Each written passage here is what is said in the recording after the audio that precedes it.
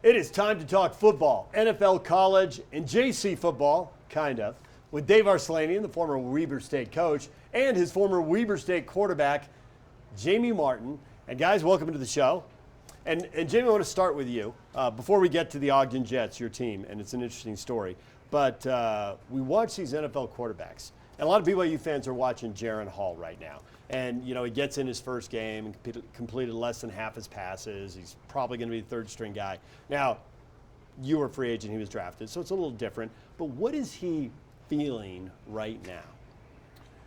Well, I've been in that situation a ton of times. I kind of started out my first few years just competing to be on the team, and really I competed every year. I think after a while I realized I was at peace with it because I realized there's only so much you can do.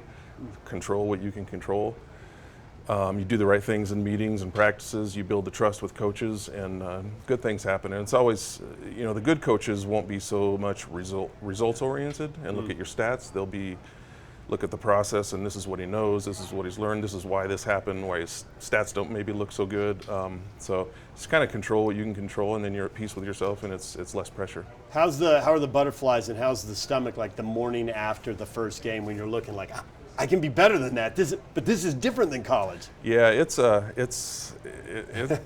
big deal, man. It's high pressure, high stress all the time. People see the games on TV, but it's every day, every meeting, every practice, and you just got to build that trust every day. You stayed in the NFL into your late 30s. You're actually, I think, you were 38, right, when you retired? Yeah. So you figured it out, and you were able to stay in the league for a long time. So when you look at what Zach Wilson is going through, different because he's a high pick and all the expectations, but in a way, he's still trying to establish himself in his third year. And when you started switching teams, every time you went in, you had to establish yourself. How much of that is football and how much of that is life skills? It's both, and it's every day for every player. You know, it's not as apparent with some players, but it's what have you done for me lately? You know, every day, and you're constantly building that trust until you establish kind of the respect from players and coaches by them seeing you have success. Then it's a struggle, and it's an ongoing thing. Yeah. Got a couple for the college football fans out there. A couple of questions for you, Dave. And you coached for a long time at Weber State and then at Utah State as well. And you also coached in the JC ranks, which is why you're doing what you're doing now. Florida is coming in for the opener.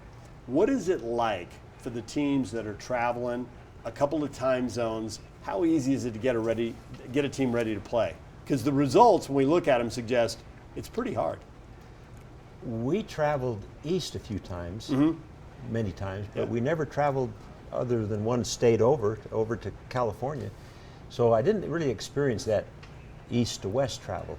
But I remember Lavelle Edwards telling me one time that it was much easier for his teams to travel west to east than it was, it was much easier for him to go west. So like go to San Diego or Hawaii. Or Hawaii, it was much easier for him to go to Texas or Florida than it was to go west to east. Okay.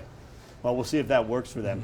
BYU's got 5 road games this year, including in conference, 6 overall with a trip to Arkansas, including back-to-back at Texas and West Virginia. I'm of the opinion that Cougar fans need to lower their expectations with all that travel. What do you think?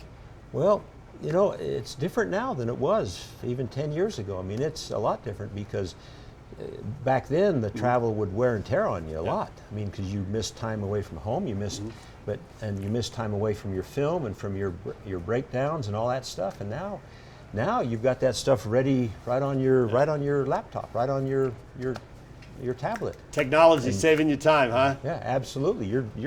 They're breaking their film down on the flight back. You didn't have tablets in the 90s.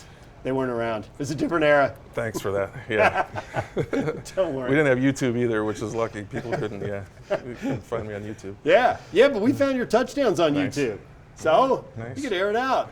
Jacksonville, that was a sweet day, wasn't it? A little bit. Yeah. Had some good teams. It was lucky to play some good offenses. Greatest show on turf years. That Jacksonville offense was one of the best. Jimmy Smith, Keenan McCardle, Tony Baselli, Fred Taylor, we had some great teams. Had some talent. Yeah. You guys have a new project. You're coaching. You're running the front office, Dave, and Jamie's handling the coaching. The Ogden Jets. We've had you on to explain this, but for people who don't know, you know a lot of people, including yourself, who went through the JC football ranks as players, coaches, or both. It really changed their lives. JC football has kind of been going away in this part of the country. So you've got kids studying online, and playing JC football. Over 100 of them for year one on two teams. For year one. That's pretty good. You were holding your breath at one point, Oh, weren't you? I've never felt so much stress in all my life. And I'm not, my part is mostly done except for now continuing with the business development part of it. But we got two great coaches with Croshaw in St. George and Jamie Martin in Ogden. And they're amazing, the job they've done. We've got 100, Jamie's got what, 50, almost 50 players. Oh, you're 50 now. Nice. With late recruiting. He started Okay. late with his recruiting. Croshaw was able to start his recruiting early. He's got 80 players, and he told the parents, he told the recruits, he told us that he was going to have 80 players. I didn't think that he would, but he does. He's got 80 players, 50, 130 players. Have you found any offensive linemen, or if there's an O-lineman out there, would you still, you'll still take an We're O-lineman? still taking applications, but we've got a great group of guys. The guys who showed up are awesome. Good group of O-line.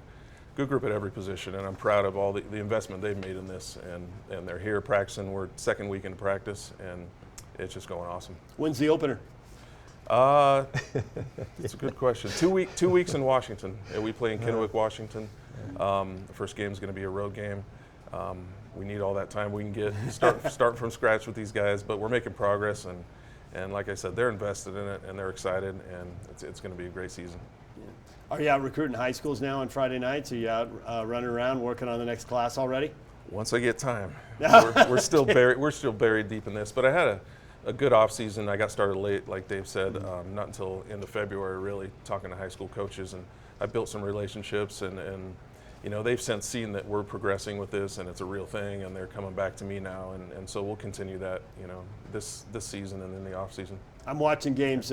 We have games on KJazz every Thursday night and KMYU every Friday night, and I'm watching those games. I was watching the alignment, thinking of you, thinking of you last night. If they only knew how valuable they are. If they only knew. Yeah. So what's keeping you up at night, if anything?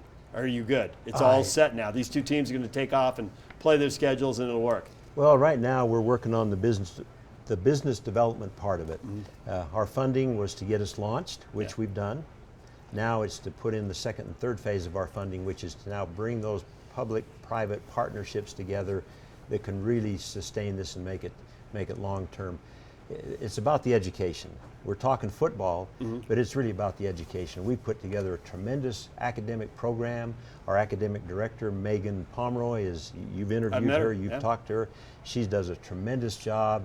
The program's totally individualized for each student athlete, and it's now that's my job, is to work on the business end of it and bring those partnerships together. Some of the kids want 4-year degrees, some want 2-year degrees, some are doing tech school, but everybody who's playing on both teams is advancing their education one way And or if another. anybody wants to know about our program, just look at USA Collegiate, because it's got a nice outline of what we do and how we do it, and it's pretty amazing. All right. Next time we come back, I want to talk about the band Explode the Moon. I want to know more. I've seen Tim Lacombe, former BYU. What was that? Former BYU basketball coach, assistant coach. He's got a band. I went down and saw him a year ago. So if you ever get Explode the Moon together again. I'll tell you what, we started that and people laughed at us, or I started it with a friend of mine, and people, all the other dads in the school started looking at us, hey, can we be in your band? Yeah, it was a lot of fun. All right. Guys, thanks. We appreciate it. Good luck. We'll keep track of you as the season goes on. Thanks. Thanks, David.